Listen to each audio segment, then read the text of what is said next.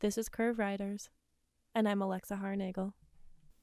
Imagine standing over your loved ones, your parents, grandparents, or spouse. Some days they know you, but sometimes they don't.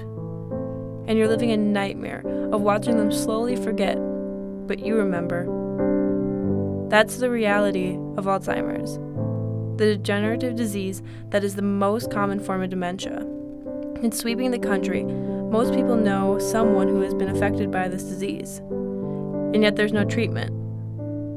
Only ways to make the symptoms less painful. So you watch your family, you watch your loved one, your aunt, your uncle, slowly fade away. Then comes the Nun Study. Nuns, or sisters, typically live in a structured environment. Not very much drinking, no smoking. They have a very specific routine that most of them follow.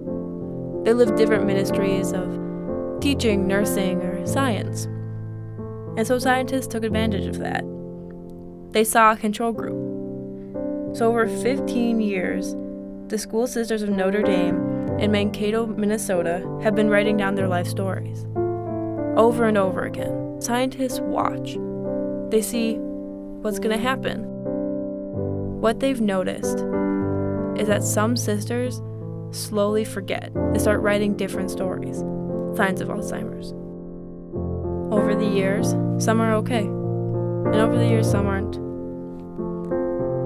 And what they're finding out is humans who have been exposed to reading, writing when they were younger are less likely to develop Alzheimer's. These women who had different childhoods but lived the same life since they were about 18, it's all been dependent on their childhood. Well, not all, but mostly. These control factors have given a good indication of why certain people develop the disease and others don't. And not only are the sisters dedicating their time and effort while they're alive, they're donating their brains to the University of Minnesota for further research once they die. This study is moving the knowledge of a disease that hurts people forward in the way that was never expected.